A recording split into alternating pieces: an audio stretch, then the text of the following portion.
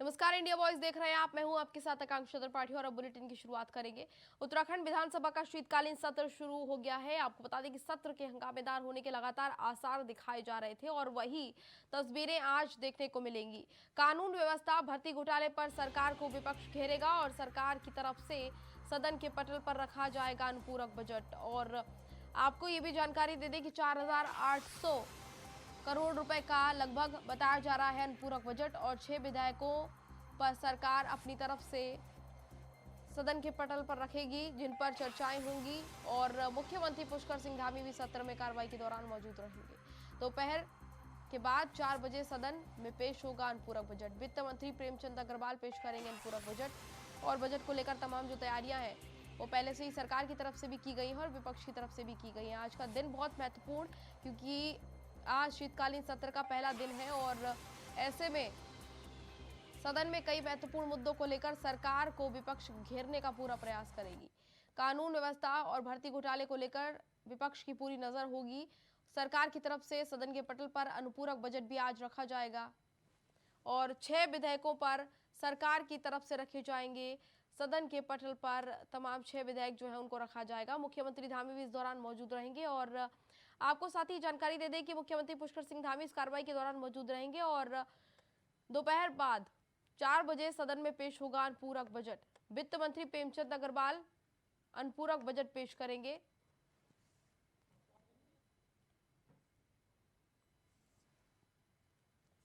तो बजट सत्र आज, और इसी पर हमारे साथ हमारे संवाददाता अभय ज्यादा जानकारी के साथ जुड़ गए हैं। अभय, देखिए, अनुपूरक बजट आज पेश करने को लेकर जो तैयारियां हैं वो सत्ता पक्ष की तरफ से पूरी की गई हैं और सत्र कितने बजे से शुरू होगा? तो बिल्कुल उत्तराखंड विधानसभा के शीतकालीन सत्र की कार्रवाई सुबह 11 बजे शुरू हो चुकी है। सदन के भीतर इस समय प्रश्नकाल यहाँ पर चल रहा है। विधायकों के द्वारा जनहित के जो प्रश्न लगाए गए उन प्रश्नों पर सत्ता पक्ष की तरफ से जवाब देने का काम किया जा रहा है। लेकिन जैसे उम्मीद थी, लगातार जिस हंगामे की बात यहाँ पर कर रहा था कि हंगामेदार सत्र यहाँ पर देखने को मिले। विधानसभा सत्र की कार्रवाई शुरू होते ही नियम 310 के तहत नेता प्रतिपक्ष ने कार्यस्थगन प्रस्ताव लाने का काम यहाँ पर किया। कानून व्यवस्था के मुद्दे पर नियम 310 के तहत चर्चा कराने की मांग करी। नेता प्रतिपक्ष के साथ पूर्व नेता प्रतिपक्ष प्रीतम सिंह ने भी इस बात पर जोर दिया कि जिस प्रकार से प्रदेश में कानून व्यवस्था बिगड़ रही है, जो पटरी से उतर चुकी है, उस पर चर्चा कराने की आवश्यकता है ताकि उसका एक हल यहाँ पर निकल सके और कानून व्यवस्था मजबूत हो सके। उस पर ये कह सकते हैं कि पीठ की तरफ से विपक्ष को आश्वासन यहाँ पर दिया गया है। जो कार्यस्थगन प्रस्ताव था उसको नियम 58 में सुनने की बात यहाँ पर कही गई है और साथ ही विपक्ष के विधायकों को ये कहा गया है कि जो नियम 58 में इस विषय को सुना जाएगा तो कम से कम 6 विधायक उस पर विपक्ष जो है वो इस पर बोलने का काम करें, ताकि जो दूसरे विधायकों की जो सूचनाएं हैं या जो प्रश्न लगे उन प्रश्नों का भी समाधान यहाँ पर हो सके, वो भी उत्तरित यहाँ पर हो सके। लेकिन जिस प्रकार से ये कह सकते हैं कि प्रश्नकाल शुरू होने के बाद हल्द्वानी से जो कांग्रेस के विधायक सुमित हृदय, उनके प्रश्न को स्थगित करने का काम सदन की तरफ से किया गया था, तो उस पर एक बार फिर हंगामा बिल्कुल आप हमारे साथ बने रहिए, आगे भी आपसे अपडेट लेंगे। लगातार देखिए, सत्र जो है शुरू होने की जानकारी लगातार हम दे रहे हैं आपको। आज पहला दिन है और पहले दिन कांग्रेस करेगी सरकार को घेरने की पूरी कोशिश। अंकिता हत्याकांड को लेकर भी सरकार को घेरने की कोशिश विपक्ष की तरफ से की जाएगी और इसके साथ ही UKSSC समेत कई मुद्दे हैं जिस पर सरकार को घेरने की तैयारी में विपक्ष लगा हुआ है। कांग्रेस के 19 विधायक एकजुट होकर सदन में तमाम मुद्दों को उठाएंगे और इसके साथ ही कई मुद्दे क्योंकि विपक्ष के पास इस बार हैं, तो उन मुद्दों पर सरकार को घेरने का प्रयास विपक्ष की तरफ से किया जाएगा। लगातार यही कहा जा रहा है कि सत्र जो है बेहद हंगामेदार रहने वाला है। UKSSC समेत कई मुद्दों पर सरकार को घेरने की तैयारी। अंकिता हत्याकांड को लेकर भी आज जो है सत्र में घेरने की तैयारी की जाएगी और इसी पर ज्यादा जानकारी के साथ हमारे साथ अभय लगातार हमारे साथ बने हुए हैं। अभय, देखिए, आज क्योंकि विपक्ष के पास मुद्दों की कमी नहीं है और ऐसे में UKSSC और अंकिता हत्याकांड ये एक ऐसा मुद्दा हो गया है विपक्ष के पास जो कि बैठे बिठाए विपक्ष को मिला है, तो इस मुद्दे पर पूरी तैयारी जो है घेरने की जा रही है। बिल्कुल, ये कह सकते हैं कि विपक्ष की तरफ से जो कानून व्यवस्था पर जो मुद्दा उठाने की बात यहाँ पर कही गई थी, उसको आज नियम 310 के तहत विपक्ष लाना चाहता था, लेकिन विधानसभा अध्यक्ष की तरफ से उस प्रश्न को नियम 58 में सुनने की ये कह सकते हैं कि बात यहाँ पर कही गई है। नियम 58 में यानी दोपहर बाद लंच के बाद जैसे ही चर्चा शुरू होगी तो नियम 58 में उस पर चर्चा यहाँ पर शुरू होगी। जो विपक्ष के विधायक हैं वो उस पर अपना वक्तव्य रखते हुए नजर आएंगे, क्योंकि कानून व्यवस्था एक अहम मुद्दा इस समय नजर आ रहा है और उसी कानून व्यवस्था को लेकर विपक्ष ने सरकार पर कई तरह के तीखे तंज यहाँ पर कसने का काम किया था। जिस प्रकार से कानून व्यवस्था को लेकर सवाल खड़े हो रहे थे, चाहे वो अंकिता भंडारी हत्याकांड का हो, UPSC भर्ती घोटाले में आरोपियों को जमानत मिलने का मामला हो, या फिर दूसरे विभागों में बैकडोर से हुई एंट्रियों का मामला हो, उन सभी लोगों को चीज़ों को लेकर विपक्ष की तरफ से कानून व्यवस्था का मामला यहाँ पर उठाया गया। उधम सिंह नगर में जिस प्रकार से कानून व्यवस्था के धज्जियाँ उड़ रही है, लगातार वहाँ दिन ब दिन नए अपराध वहाँ पर दर्ज होने का काम वहाँ पर करें, तो ऐसे में सीधे तौर पर अब ये कह सकते हैं कि विपक्ष इस विषय को बड़ा इशू मान रहा है और उस पर नियम 310 से चर्चा कराना चाहता था, लेकिन नियम 58 के तहत उसको सुनने का सत्ता पीठ की तरफ से किया गया।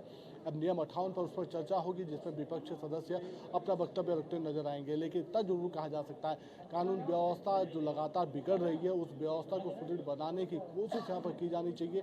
और विपक्षी विधायक अभी तक यानी कि जो कानून व्यवस्था को लेकर जो अभी तक के जो काम हुए उससे काफ़ी नाखुश नजर आ रहे हैं, नाराज असंतुष्ट नजर आ रहे हैं, क्योंकि उनका कहना है कि जिस प्रकार से बदले की भावना से यहाँ पर काम किया जा रहा है, जो सही रूप से जो अपराधी हैं उन अपराधियों को बचाने का काम सत्ता पक्ष की तरफ से किया जा रहा है, उनको संरक्षण देने का सरकार की तरफ से किया जा रहा है, उस पर सदन के भीतर इस बात का उठना जरूरी है ताकि उसका एक हल समाधान यहाँ पर निकल सके, हल यहाँ पर निकल सके और कानून व्यवस्था मजबूत हो सके, उसकी कोशिश यहाँ पर की जाए। तो ये कह सकते हैं कि विपक्ष के पास मुद्दों की कमी नहीं है, अभी सिर्फ मात्र शुरुआत यहाँ पर हुई है। अब विपक्ष ने अपने तल्ख तेवर दिखाने शुरू यहाँ पर कर दिए हैं और विपक्ष का सीधे तौर पर कहना है कि अभी तो सिर्फ आगाज हुआ है, आने वाले दिनों में अगर सत्र की कार्रवाई लंबी चलती है तो फिर उसके पास और बहुत से जनहित के ऐसे मुद्दे हैं, ज्वलंत मुद्दे हैं, जिन पर वो सत्ता पक्ष को घेरने का काम यहाँ पर करेंगे। लेकिन सत्ता पक्ष भी यहाँ पर तैयार दिख रहा है और उनकी तरफ से सदन के भीतर हर उस सवाल का जवाब देने का काम किया जा रहा है ताकि जो विपक्ष के हमले हैं वो नाकाम यहाँ पर किए जा सकें। जी बिल्कुल। और देखिए, क्योंकि सत्र के दौरान ये अक्सर देखने को मिलता है, इससे पहले भी जब कभी सत्र आहूत होता है तो इस तरह के मुद्दे विपक्ष की तरफ से उठाए जाते हैं, लेकिन अंकिता हत्याकांड और UPSC ऐसा मामला है जो कि जिसने लोगों के लिए बहुत कई तरह के सवाल खड़े किए। भर्ती घोटाले का मामला देखिए, ये तो सीधा जुड़ गया बेरोजगारी से, कि वैसे ही बेरोजगारी की दिक्कत तो है ही, लोगों को रोजगार नहीं मिल पा रहा है, इसलिए इस वजह से कहा जाता है कि उत्तराखंड के लोग पलायन कर रहे हैं। दूसरा रीजन कि वहां पर विषम परिस्थितियां हैं। तीसरा, उत्तराखंड में हत्याकांड, क्योंकि अंकिता हत्याकांड जिस तरह से सामने आया तो क्राइम के मामले में भी अब सरकार पर सवाल उठ गए हैं। तो दो मुद्दे तो विपक्ष को मिल गए, तो ऐसे में विपक्ष घेरने का पूरा प्रयास करेगी। लेकिन अगर सरकार की बात करें, सत्ता पक्ष की बात करें, तो क्योंकि तैयारियां पहले से की जा रही थी, तो क्या तैयारियां सत्ता पक्ष की तरफ से की गई हैं? बिल्कुल, ये कह सकते हैं कि जैसे ही इस विषय पर चर्चा शुरू होगी तो सत्ता पक्ष की तैयारियां भी दिखनी शुरू हो जाएगी। लेकिन प्रश्नकाल में ये कह सकते हैं कि जिस प्रकार से सत्ता पक्ष एक बार फिर बचाव की मुद्रा में नजर आ रहा है, वो बड़ा चिंता का विषय कह सकते हैं, क्योंकि हल्द्वानी से जो कांग्रेस के विधायक है सुमित हृदय, उनके द्वारा रिंग रोड का जैसे ही प्रश्न यहाँ पर उठाया गया तो जो सत्ता पक्ष के जो मंत्री थे, PWD मिनिस्टर थे सतपाल महाराज, उनकी तरफ से इसे केंद्र का विषय यहाँ पर बताने का काम किया गया, जिस पर विपक्षी विधायकों ने सत्ता पक्ष को घेरने का काम यहाँ पर किया। उनका कहना है कि मुख्यमंत्री अगर घोषणा कर सकते हैं तो फिर उस काम को केंद्र के सिर पर नहीं डालना चाहिए, केंद्र के सिर पर अलग कार्य होते हैं। ऐसे में जो सत्ता पक्ष के जो मंत्री हैं वो अपना अधूरा होमवर्क अब भी यहाँ पर कर रहे हैं। बिल्कुल बिल्कुल, पूरे होमवर्क के साथ ही सदन में आएंगे सत्ता पक्ष के लोग, तभी उनको सत्र में अपनी बातों से और अपने आप को बचाव का मौका मिल पाएगा, क्योंकि इस बार विपक्ष के पास मुद्दों की कमी नहीं है। आप हमारे साथ बने रहिए, आगे अपडेट आपसे लेंगे। आगे बढ़ेंगे। शीतकालीन सत्र के लिए बीजेपी हुई है तैयार। विधानमंडल दल की बैठक में बनी है रणनीति। बैठक में मौजूद मंत्री रहे मौजूद, और साथ ही साथ आपको बता दें कि मंत्रियों को होमवर्क करके सत्र में जाने की सलाह भी दी गई है। और जैसे कि हमारे संवाददाता भी बता रहे थे लगातार कि इस बार अगर बात करें विपक्ष की, तो विपक्ष के पास बहुत सारे मुद्दे हैं। ऐसे में सत्ता पक्ष के लिए बहुत ज़्यादा महत्वपूर्ण है कि विपक्ष के मुद्दों पर अपनी जो साख है उसको बचा के रखा जाए। शीतकालीन सत्र के लिए बीजेपी की तैयारियां जो है बहुत अच्छे से की जा रही हैं, क्योंकि बीजेपी बहुत अच्छे से जानती है कि सत्र के दौरान विपक्षी विधायकों की तरफ से बहुत ज़्यादा हंगामा होगा। ऐसे में बीजेपी के लिए बहुत महत्वपूर्ण है कि अपनी पूरी तैयारी के साथ सत्र में पहुंचे। विधानमंडल दल की बैठक में एक रणनीति भी इसको लेकर तैयार की गई है और आपको बता दें कि ये कहा गया है विधायकों को कि होमवर्क करके पहुंचे। ऐसे में अब जो बैठक की गई है उसमें पूरा होमवर्क करने की बात कही गई है।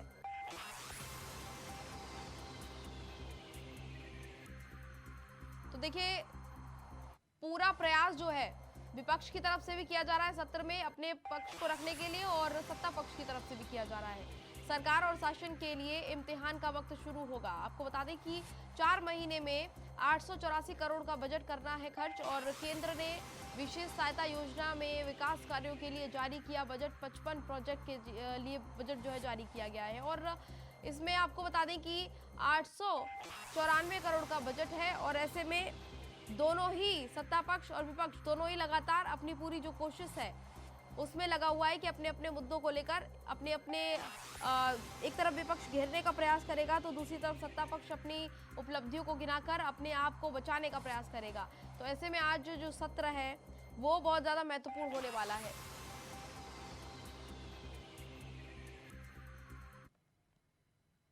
आगे बढ़ेंगे। उत्तराखंड विधानसभा की शीतकालीन सत्र के में शामिल होने के लिए मुख्यमंत्री पुष्कर सिंह धामी विधानसभा निकल चुके हैं और सीएम पुष्कर सिंह धामी ने कहा कि वह सभी विधायकों को शुभकामनाएं देते हैं और साथ ही साथ उन्होंने कहा कि जनहित के मुद्दों पर सदन में उठाए जाएंगे जिस पर कि जनता की समस्याओं को लेकर चर्चा की जाएगी।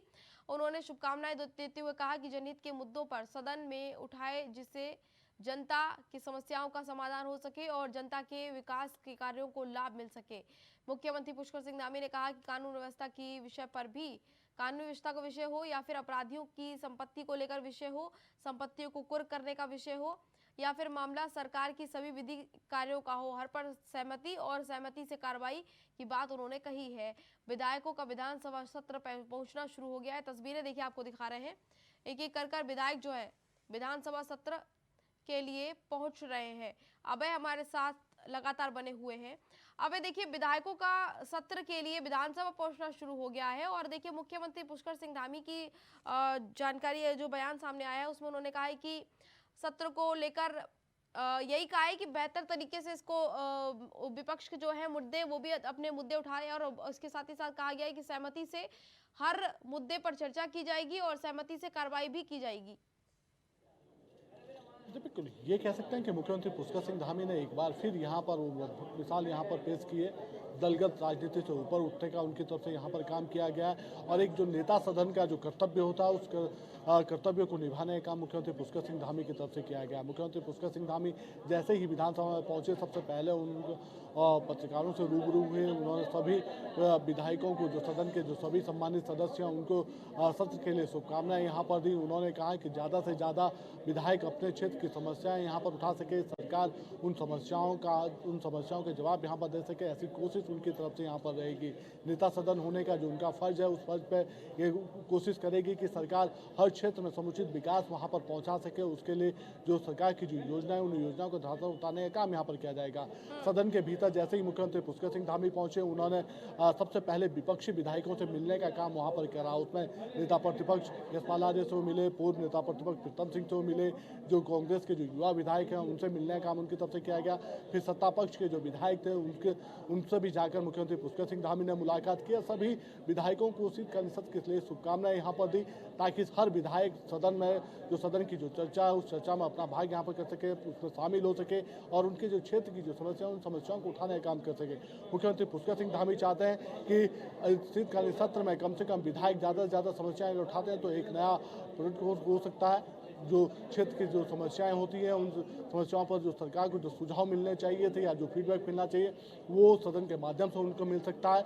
और उनका प्रयास यही है कि राज्य में समुचित विकास हो सके ताकि 2025 तक का जो लक्ष्य सरकार निर्धारित कर चुकी है उस लक्ष्य को पाया जा सके। मुख्यमंत्री पुष्कर सिंह धामी लगातार कोशिश यही कर रहे हैं। सदन के भीतर जिस प्रकार से उन्होंने अंतिम मिसाल पेश की है, सभी दलगत राजनीति से ऊपर उठकर सभी सदस्यों से मिले, ऐसे में समझा जा सकता है कि आने वाले दिनों में भी सरकार की यही कोशिश है कि सदन के भीतर जो चर्चा हो हो, उस चर्चा में सभी लोग शामिल हो सके, सभी सदस्य मिलकर एक सहमति बना सके कि जो विषय महत्वपूर्ण है, जो ज्वलंत विषय हैं, उन विषयों को सदन के पटल पर लाया जा सके, उस पर चर्चा कराई जा सके। जी बिल्कुल, और इसी वजह से मुख्यमंत्री ने भी यही अपील की है कि शांति से सत्र को आहूत किया जाए, ताकि जो मुद्दे हैं वो बाकई जो मुद्दे हैं वो सत्ता पक्ष को लेकर विपक्ष रख सके और उन पर चर्चा की जाए। अगर कहीं पर भी कोई कमी हो तो दोनों ही सहमति से काम करें, क्योंकि देखिए ये बहुत महत्वपूर्ण होता है किसी भी राज्य के लिए और किसी भी पार्टी के लिए कि उसका विपक्ष मजबूत हो, क्योंकि जब विपक्ष मजबूत होता है तभी राज्य की जो स्थिति है बेहतर हो पाती है। विपक्ष तमाम मुद्दों को लेकर सरकार को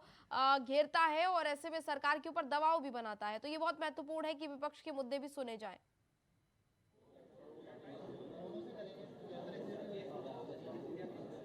अभय, आवाज मिल रही है आपको? तो अभय तक हमारा संपर्क फिलहाल नहीं हो पा रहा है। विधानसभा में देखिए विधायकों का पहुंचना क्या है और अब से कुछ ही देर में विधानसभा सत्र की कार्रवाई शुरू होगी और तमाम जो विधायक हैं उनका पहुंचना शुरू हो गया है। ऐसे में विधायक कई मुद्दों को लेकर घेरने का प्रयास कर सकते हैं सरकार को।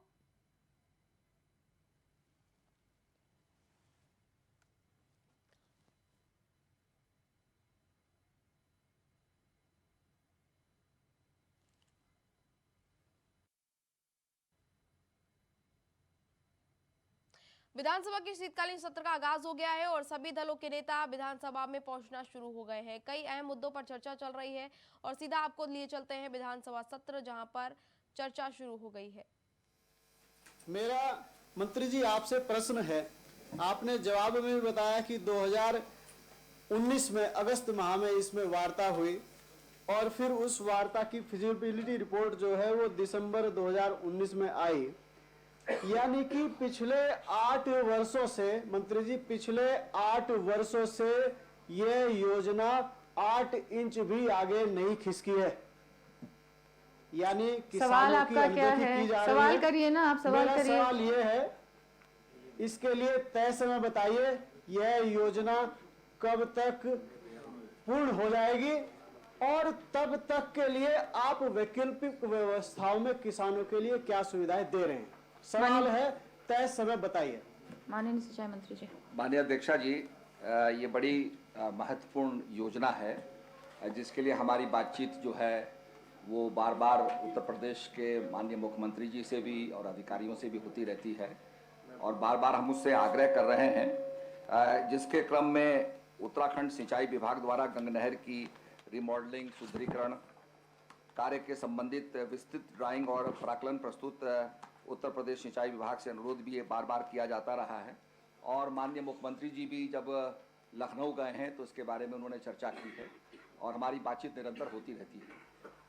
ये हमारे सामने आया है कि उनके द्वारा ड्राफ्ट फिजिबिलिटी रिपोर्ट दिनांक 13/12/2019 को अपने प्रमुख अभियंता के समक्ष प्रस्तुत की गई, जिस पर उत्तर प्रदेश सिंचाई विभाग ने उच्च स्तर से निर्णय लिया है कि गंगा नहर के 665 क्यूसेक्स अतिरिक्त जल उत्तराखंड राज्य को उपलब्ध कराया जाना संभव नहीं है, परंतु फिर भी हमारे प्रयास जारी हैं और मेरी मुलाकात उत्तर प्रदेश के मुख्यमंत्री माननीय योगी जी से हुई हैदराबाद में।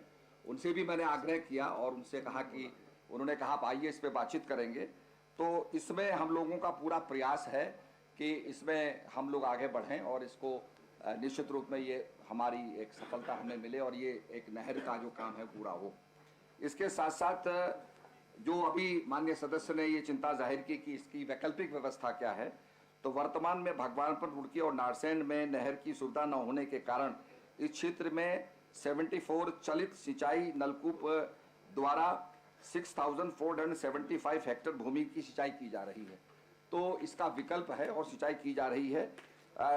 विशेष क्षेत्र में वैकल्पिक व्यवस्था हेतु व्यवहारिक एवं आवश्यकता का अध्ययन कर अग्रोत्तरी कार्रवाई की जाएगी। माननीय अध्यक्ष जी, अभी माननीय मोदी जी जो हमारे प्रधानमंत्री जी हैं वो किसानों को लेकर के बहुत गंभीर हैं। 2022 तक किसानों की आय दोगुना होगी, यह उनका सपना था और PMKSY के तहत हर खेत को पानी की योजना भी उनका एक सपना है। और आपने जो जवाब दिया माननीय मंत्री जी, मैंने परियोजना के लिए तय समय, यह योजना कब तक पूर्ण होगी, इसका अभी तक जवाब जो मिला नहीं है। बातचीत चल रही है, हमारी बातचीत चल रही है, इसमें हम तय कैसे कर देंगे? माननीय मंत्री जी, बातचीत चल रही है, बार बार हम लोग आग्रह करते हैं, बातचीत करते हैं, उच्च स्तर बातचीत हो रही है। माननीय मुख्यमंत्री जी भी उत्तर प्रदेश में गए बातचीत करने के लिए। ट्रिपल इंजन की सरकार है भाई, भारतीय जनता पार्टी की सरकार। माननीय प्रीतम सिंह जी, तो आपने मान ही इसलिए लिया, तो आशा है, कर रहे हैं, इसलिए तो आपने आशा धन्यवाद है प्रीतम सिंह जी। कि डबल इंजन की सरकार काम करेगी। आपका धन्यवाद, आपने मोदी जी के बारे में कहा तो है। अच्छी बात है, आप जो है डबल इंजन नया नहीं वैसे एक प्रीतम भाई, बहुत अच्छी बात है। प्रीतम भाई, नहीं, हम तो आपको बधाई- एक बात हम तो आपको बढ़िया, बधाई दे रहे हैं। एक बात तो बढ़िया है कि वीरेंद्र भाई ने मान लिया कि प्रधानमंत्री मोदी जी पूरे किसानों को आय दुगना करने का काम कर रहे हैं, तो स्वीकार कर लिया उन्होंने, स्वीकार कर लिया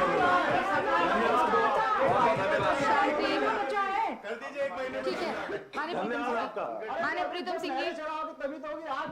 प्रयास जारी है, प्रयास जारी है। माननीय प्रीतम सिंह जी, आपके प्रीतम सिंह जी कुछ बोल रहे हैं? नहीं, मैं तो प्रश्न नहीं वो मान्य जल्दी, मान्य बहुत जल्दी, बहुत जल्दी। मंत्री जी, माननीय अध्यक्षा जी, मैं आपके माध्यम से माननीय मंत्री जी से जानना चाहूँगा, क्योंकि आपने अपने उत्तर भाषण में कहा है कि युक्त योजना स्वीकृत नहीं अपितु प्रस्तावित है।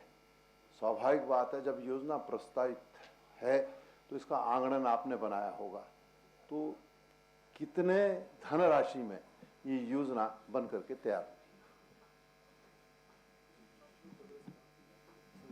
माननीय अध्यक्षा जी, इसमें बातचीत की जा रही है और 8 साल और बातचीत। इसकी अनुमानित लागत जो है 6,266.72 लाख की धनराशि उत्तराखंड राज्य को उपलब्ध करानी होगी। तो ये इसका एक रिपोर्ट दी गई है। इसके लिए हम लोग आगे बातचीत कर रहे हैं और इसमें अप टू डेट किया जाएगा और जो अपडेटिंग होगी तो बातचीत जारी है। प्रश्न संख्या 9, प्रीतम सिंह पवार जी, हो गए। आपका प्रश्न 3-4 सेकंड बैठिए, गूल की बात नहीं हो रही है, लैंड की बात बैठिए। माननीय प्रीतम सिंह पवार जी, प्रश्न संख्या 9, माननीय अध्यक्ष जी, प्रश्न संख्या एक जिज्ञासा है जी। माननीय अध्यक्ष जी, माननीय मंत्री जी ने कहा कि उत्तर प्रदेश के माननीय मुख्यमंत्री से वार्ता हो रही है और हम से कई बार इस संदर्भ में बातचीत भी हुई है, आपने अभी जिक्र किया उसका। क्या यह परियोजना जो भी है, क्या उत्तराखंड सरकार के पास धनराशि की व्यवस्था इस बजट में है? क्या उत्तर प्रदेश सरकार इसमें कुछ मदद करेगी? ये प्रश्न मैं आपसे इसका उत्तर मैं जानना चाहता हूँ। माननीय अध्यक्षा जी, ये बातचीत के परिणाम स्वरूप ही हम कुछ कह पाएंगे। बातचीत हमारी जारी है और बातचीत के बाद ही में इसमें हल निकलेगा। प्रश्न संख्या 9, प्रीतम सिंह पवार जी, हो गया, बैठिए, अब बैठिए, आप बैठिए, अनुपमा जी बैठिए, ये गूल की बैठिए, आप गूल का प्रश्न अलग लगाइए, बैठिए आप बैठिए। माननीय प्रीतम सिंह पवार जी, आप बोलिए अपना प्रश्न। माननीय अध्यक्ष जी, बैठिए। माननीय अध्यक्ष जी, प्रश्न संख्या 9। बातचीत से कोई हल नहीं है। प्रश्न संख्या 9, माननीय भाषा मंत्री जी। जी हाँ, प्रदेश में गढ़वाली, कुमाऊनी और जौनपुरी जौनसारी बोली के उन्नयन संवर्धन के लिए उत्तराखंड भाषा संस्थान अधिनियम माननीय अध्यक्ष जी, पढ़ा हुआ मान। माननीय अध्यक्ष जी, मैंने राज्य में गढ़वाली, कुमाऊनी, जौनसारी और जौनपुरी के उन्नयन और संवर्धन के लिए सरकार क्या प्रयास कर रही है? सरकार प्रदेश में गढ़वाली, कुमाऊनी, जौनपुरी, जौनसारी बोली के उन्नयन संवर्धन के लिए उत्तराखंड भाषा संस्थान 2018 के अंतर्गत उत्तराखंड लोक भाषा एवं बोली अकादमी की स्थापना की गई है। मैं एक तो सरकार से जानना चाहूँगा माननीय मंत्री जी से कि जो हमारी गढ़वाली, कुमाऊनी, जौनपुरी, जौनसारी जो बोली है, इसको 8वीं अनुसूची में शामिल करने के लिए अब तक क्या प्रयास किए गए हैं, ये मैं सरकार से जानना चाहूँगा। तो उत्तराखंड विधानसभा के सत्र की कार्रवाई आप सुन रहे थे। विधायकों का पहुंचना इससे पहले काफी देर पहले ही शुरू हो गया था और कार्रवाई लगातार चल रही थी। विपक्ष अपने मुद्दों को लेकर चर्चा कर रहा था, सत्ता पक्ष से जवाब मांग रहा था और इसी तरह से कार्रवाई अभी आगे चलेगी और यही कहा जा रहा है कि कार्रवाई जो है विधानसभा सत्र की आज हंगामेदार रहने वाली है। तो फिलहाल बुलेटिन में लेकर इतना ही। मुझे दीजिए इजाजत। मुझे नमस्कार।